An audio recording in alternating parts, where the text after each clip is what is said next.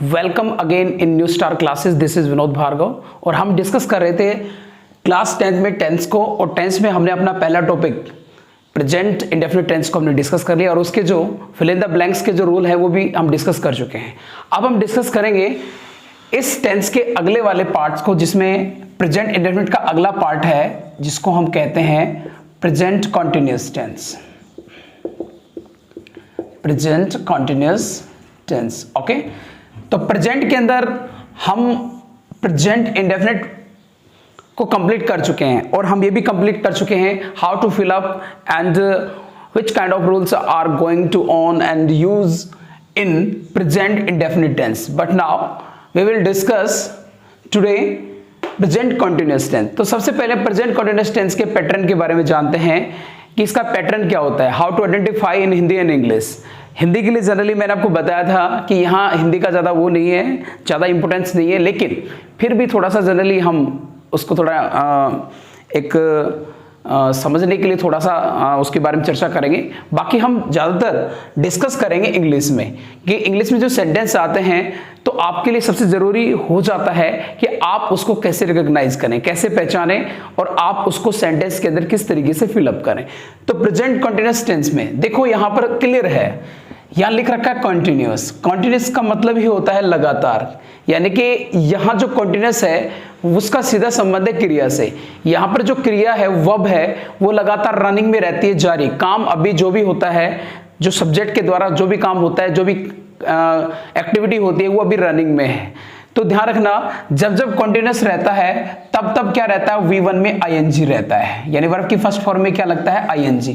क्योंकि जब जब ing लगेगा इसका सीधा सा मतलब है आपकी वर्ब जो है, क्रिया है, वो रनिंग में है, जारी है। तो ध्यान रखें कि कॉन्टिन्यूअस का मतलब भी क्या होता है, V1 प्लस ing। और एक सबसे इंपॉर्टेंट बात ये भी है कि V1 प्लस ing, यानी कि ing जो होता है वो हमेशा वर्ब की फर्स्ट फॉर्म में ही लगता है। वर्ब की सेकेंड फॉर्म जिसको हम पास्ट फॉर्म और third form past participle form कहते हैं, उसमें कभी भी ing का प्रयोग नहीं किया जाता। We use always in English the first form of the verb with ing। ing का प्रयोग केवल हम first form of the verb के साथ ही करते हैं। कोई भी कॉन्टिन्यूअस टेंस क्यों ना हो उसमें वर्ब की फर्स्ट फॉर्म प्लस ing का प्रयोग होगा। अच्छा, इसको हम देखो क्या कहते हैं, ये जो ing होता है इसको हम, कुछ लोग इसको पार्टिसिपल भी बोलते हैं। अब खैर उस पर अपन जब अपना अलग से टॉपिक आएगा उस पर अपन थोड़ा विस्तार से चर्चा करेंगे कि ing को क्या क्या किस तरीके से इसको बोलते हैं। तो देखिए V1 प्लस ing, यानी वर्ब की फर्स्ट फॉर्म में क्या होता है, ing जब लगता है, ठीक है, तो इसको हम कह देते हैं प्रेजेंट पार्टिसिपल। कई लोग इसको प्रेजेंट पार्टिसिपल भी बोलते हैं डियर, प्रेजेंट पार्टिसिपल, क्योंकि पार्टिसिपल यानी कि जो ing होता है उसका संबंध है वो पार्टिसिपल से होता है। तो इसे, और प्रेजेंट का मैंने आपको पहले ही बताया था, प्रेजेंट का मतलब V1 से होता है। तो कॉन्टिन्यूअस का मतलब भी क्या होता है, V1 प्लस ing, जिसको प्रेजेंट पार्टिसिपल भी कहा जाता है। जैसे मैंने आपको बताया था कि जो वर्ब की फर्स्ट फॉर्म है, वर्ब की फर्स्ट फॉर्म को हम क्या बोलते हैं, इसको हम प्रेजेंट बोलते हैं, ये प्रेजेंट वर्ब होती है। वर्ब की सेकंड फॉर्म है, इसको हम पास्ट वर्ब बोलते हैं, पास्ट फॉर्म होती है। और वर्ब की थर्ड फॉर्म को हम बोलते हैं पास्ट पार्टिसिपल, पास्ट पार्टिसिपल, इसको हम पास्ट पार्टिसिपल कहते हैं। इसी प्रकार जो V1 प्लस में ing आ जाता है, जब वर्ब की फर्स्ट फॉर्म में ing ऐड हो जाता है तो इसको प्रेजेंट पार्टिसिपल कहा जाता है, प्रेजेंट पार्टिसिपल, इसको प्रेजेंट पार्टिसिपल कहते हैं, ठीक है ना। तो थोड़ा सा ध्यान रखेंगे आप इसको, V1 प्लस ing, ओके। तो प्रेजेंट कॉन्टिन्यूअस में तो देखो सबसे पहले तो हमें यह समझना है कि V1 प्लस ing, यानी कि वर्ब की जो फर्स्ट फॉर्म में जो ing ऐड करते हैं, ing लगाते हैं, तो हमें कुछ बेसिक रूल्स हैं उनको हमें ध्यान रखना पड़ता है। बहुत सी क्रियाएं ऐसी होती हैं जिनके ing लगाने के बाद उनका जो फॉर्म है वो चेंज हो जाता है। कैसे, देखो V1 में जब हम ing लगाएं तो हमें किन किन बातों को थोड़ा सा ध्यान में रखना है वो थोड़ा सा हम समझेंगे वर्ब की फर्स्ट फॉर्म में ing लगाने के बारे में, ठीक है। तो पहले सर देखो V1 में ing लगाने की क्या है, देखो बहुत सी क्रियाएं ऐसी होती हैं जिसके अंत में, बहुत सी वर्ब्स ऐसी होती हैं जिसके अंत में ई आता है, आपने देखा भी होगा, जैसे कम, COME, जैसे टेक, TAKE, कम, टेक, जैसे TAKE, ठीक है। तो अब देखिए ये जो क्रिया है या फिर शेक भी होता है, SHAKE, शेक, हिलाना, शेक करना, हिलाना, मिलाना, उसको शेक करते हैं, ठीक है। तो ये first form of the verb है, and in the first form of the verbs you are looking E at the last of the verb, okay. और इस कंडीशन में यदि आपको इनके साथ में आईएनजी प्लस करना हो, यानी आईएनजी जोड़ना होगा, ये first form of the verb है, और इसमें अगर आपको आईएनजी जोड़ना हो तो इसका फॉर्म क्या बनेगा, देखो इसका फॉर्म इसका बनने वाला है कम का कमिंग, COMING, ओके। टेक का क्या बनने वाला है, टेक का बनने वाला है टेकिंग, ओके। और इसका क्या बनने वाला है, इसका बनने वाला है शेकिंग, SHAKING। अब ये सब क्यों हो रहा है, कारण सुन लीजिए क्या हो रहा है, क्यों हो रहा है। देखो लास्ट में अगर ई आता है, E is a vowel last में, तो देखो ई का जो प्रोनाउंसिएशन है वो नहीं होता है, इसमें शेक है, शेकी नहीं, कम है, कमी नहीं, टेक है, टेकी नहीं, तो ई का जब प्रोनाउंसिएशन नहीं होता तो एट लास्ट जब इसमें आईएनजी ऐड किया जाता है तो ई को ड्रॉप कर दिया जाता है, ई को हटा दिया जाता है और आईएनजी प्लस कर दिया जाता है। तो पहले रूल में आपको ये याद रखना होगा, आप लिख भी सकते हैं, इसे नोट कर सकते हैं, क्या, if you find E at the last of the verb, at the last of the first form of the verb, then adding ING you will drop out. तो आपको ड्रॉप करना होगा किसको, ई को। जब हम आईएनजी ऐड करते हैं तो आपको ई को हटाना होता है, ये सबसे पहला रूल है। या हिंदी में आप नोट करना चाहते हैं, कह सकते हैं कि यदि किसी क्रिया के अंत में, यदि first form of the verb के अंत में अगर ई होता है तो आईएनजी ऐड करते समय, आईएनजी लगाते समय हमें ई को हटाना होगा, ठीक है। अब क्रिया की बात करें तो थोड़ा सा कुछ समझ सकते हैं। देखिए कम मीन्स आना होता है, पता है, इसकी सेकंड फॉर्म क्या होती है, केम होती है, थर्ड फॉर्म क्या होती है, कम। ये बार बार रिवाइज होते रहेंगी क्रियाएं आपकी। टेक मीन्स लेना होता है, इसकी सेकंड फॉर्म क्या होती है, डियर, टुक, और थर्ड फॉर्म क्या होती है, टेकन होता है। इसी प्रकार शेक मीन्स होता है हिलाना, शेक, शुक, ठीक है, और शेकन, SHAKEN, शेक, शुक, शेकन। कई जगह मैंने ये भी देखा है, आपको बता दूं फिर आप कहोगे सर कई जगह वर्ब के रूप में शेक, शुक, शुक भी लिखा हुआ है, लेकिन इसकी जो करेक्ट यही है, शेक, शुक, शेकन, ठीक है ना। तो first form of the verb अगर ई लेता है at the last of the verb, then by adding ING you will have to drop E को आपको हटाना होगा। तो एक तो ING लगाने का रूल है, ये आपके ING के हर एक रूल में काम आएगा जहां पर आपको ING लगाना है, तो थोड़ा सा ध्यान से पढ़ेंगे, क्योंकि इसके बाद जो पास्ट का कॉन्टिन्यूअस टेंस आएगा मैं ING के रूल वहां नहीं बताऊंगा, ING के बारे में कि ING हमें कैसे ऐड करना है, तो ये रूल मैं आपको अभी बता रहा हूं, तो आपको इसको यही समझना है। स्क्रीनशॉट लेके आप इसको रूल के रूप में लिख लेंगे, ठीक है। तो ING कैसे हम लगाते हैं, ठीक है। अब देखिए ING का एक रूल और है, दूसरे रूल की बात करते हैं। जैसे मान लीजिए हमारे पास क्रिया है सिट, ओके, एक हमारे पास है KNIT, knit, sit, knit, okay. ये हमारे पास में क्या है, एक क्रिया है। इसी प्रकार हमारे पास एक क्रिया और लिख सकते हैं, bat, BET, bat. Sit means बैठना होता है, पता है ना। इसकी सेकंड फॉर्म क्या होती है, सिट, सैट, और थर्ड फॉर्म भी क्या होती है, सैट, सिट, सैट, सैट, ठीक है ना। ये ध्यान रखना, सिट मीन्स क्या होता है, बैठना होता है, ओके। उसके बाद में सेकंड फॉर्म सेट हो गई, थर्ड फॉर्म भी क्या हो गई, सेट हो गई। अच्छा एक क्रिया और होती है आपकी सेट, SET, फर्स्ट फॉर्म, ये फर्स्ट फॉर्म है वर्ब की, है ना। इसकी तीनों फॉर्म सेम होती है, सेट, सेट, सेट। अब इस सेट का मतलब होता है स्थापित करना, स्थापित करना, स्थापित करना, या फिर लगाना, कहीं पर लगाना किसी चीज को, सेट, सेट, सेट। तो सेट, सेट, सेट, इसकी तीनों फॉर्म सेम होती है, लेकिन सिट, सेट, सेट बहुत सा कंफ्यूजन रहता है, ध्यान रखना। तो SIT, सिट, सिट मीन्स बैठना, सेट, सेट, और ये सेट है, सेट मीन्स स्थापित करना, सेट, सेट, सेट, ओके।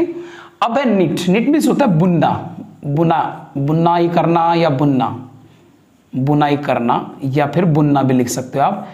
इसकी देखो सेकंड फॉर्म क्या होगी, निटेड, इसमें TTED हो जाएगा, और इसमें भी KNITTED हो जाएगा, knit, knitted, knitted, okay. Bat का अर्थ होता है शर्त लगाना, बैट करना, शर्त लगाना, ठीक है। और इसकी सेकंड फॉर्म में भी क्या होगा, बैट, बैट, तीनों फॉर्म सेम रहेंगी सेट की तरह, ठीक है। अब हम ING की बात कर लेते हैं कि जब हम ING लगाते हैं तो कैसे लगाते हैं। देखो हम क्या देख रहे हैं कि ये जो भी क्रिया है इसके लास्ट में जरा ध्यान दीजिए। अब लास्ट में यहाँ टी आ रहा है, यहाँ टी आ रहा है, टी आ रहा है, मैं टी का ही नहीं बता रहा, एक्चुअली टी क्या है। देखो आप इंग्लिश जो अल्फाबेट होते हैं उसके अंदर दो चीजें होती हैं, एक तो आपके क्या होते हैं, वोवल्स होते हैं, और ये कितने हैं, 5 हैं। कौन कौन से, A, E, I, O और U, ये आपको पता है, ठीक है। और इसके अलावा आपके बच गए कॉन्सोनेंट्स, कॉन्सोनेंट जिसको हम व्यंजन बोलते हैं, ठीक है, ये आपके कितने हैं कॉन्सोनेंट्स, कितने हैं आपके, ये आपके बच गए 5, 21 बच गए आपके। बाकी इसके अलावा, क्योंकि 21 से 5 26, ओके, 26 आपके अल्फाबेट होते हैं किसके अंदर, अल्फाबेट्स में, ओके। तो 5 यहां निकल गए, 21 आपके बच गए। इसके अलावा जो भी बच गए वो सारे के सारे क्या होते हैं आपके, सारे के सारे क्या होते हैं, वो सारे के सारे आपके कॉन्सोनेंट्स होते हैं, व्यंजन होते हैं। अब रूल क्या कहता है जरा सुनिएगा। रूल ये कहता है कि यदि किसी वर्ब के अंत में कॉन्सोनेंट आता है, अंत में कॉन्सोनेंट, देखो ये सी है, सी कॉन्सोनेंट मैं इंडिकेट कर रहा हूं किससे, सी से, ये भी सी है, ये भी सी है, ठीक है। तो इसके अंत में क्या है, सी सी सी कॉन्सोनेंट, और कॉन्सोनेंट से पहले क्या आ रहा है, वोवल आ रहा है, और वोवल एक ही आ रहा है, ध्यान रखना, एक वोवल आना चाहिए। ये भी वोवल है, ये भी वोवल है। मैंने देखो हालांकि टी आ रहा है, लेकिन टी का मतलब ये समझना सिर्फ टी आई, इसका मतलब ये नहीं है कि टी आए, मैं ये कहना चाह रहा हूं कि इसका मतलब सिर्फ ये है कि कॉन्सोनेंट आए। और कॉन्सोनेंट लास्ट में क्या आएगा, कॉन्सोनेंट, और कॉन्सोनेंट से पहले क्या आएगा, वावल, यानी वीसी, ठीक है। तो ये कॉन्सोनेंट हो गया, और उससे एक पहले एक वावल, यानी वावल सिर्फ एक होना चाहिए, डबल नहीं होना चाहिए, एक वावल। तो आईएनजी लगाते समय क्या होगा, इस कंडीशंस में जब हम आईएनजी लगाएंगे तो क्या होगा, SITTING, यानी जो आपका कॉन्सोनेंट होता है ये आपका डबल हो जाता है, जो अंतिम कॉन्सोनेंट है उसे डबल कर दिया जाता है। तो सिट का सिटिंग हो गया। इसी प्रकार नीट है, नीट का क्या हो जाएगा, नीटिंग हो जाएगा, ठीक है। और इसी प्रकार आपका क्या है, बैट, तो बैट का क्या हो जाएगा, बैटिंग हो जाएगा, ओके, बैटिंग, शर्त लगाना, ओके। तो रूल क्या बना, at the last of the consonant just before क्या है, vowel है, then by adding ing you will have to add extra या one more extra, आपको एक और अधिक लगाना होगा क्या, कॉन्सोनेंट। कौन सा कॉन्सोनेंट लगाना पड़ेगा, उस लास्ट कॉन्सोनेंट को आपको क्या करना पड़ेगा, डबल करना पड़ेगा। तो ये रूल है, थोड़ा ध्यान रखें, ओके। पर ये ध्यान रखना लास्ट में कॉन्सोनेंट होना चाहिए, उससे जस्ट पहले वॉवल एक होना चाहिए, वॉवल एक होना चाहिए, तो ही ये रूल लागू होता है, वरना नहीं, ठीक है ना। तो कहने का मतलब क्या हो गया कि वी और सी, यानी कि लास्ट कॉन्सोनेंट और उससे पहले क्या होना चाहिए, वॉवल होना चाहिए, ठीक है जी। तो ये समझ में आ गया होगा आपको ये वाला रूल, इसका भी आप स्क्रीनशॉट लेके से नोट करेंगे, ओके। अब हम थोड़ा आगे चलते हैं आईएनजी के तीसरे इंपॉर्टेंट रूल के बारे में, ठीक है। देखो अब मान लीजिए मैंने लिख दिया कीप, ये तीसरा है, मैंने लिख दिया वीप, मैंने लिख दिया नीट,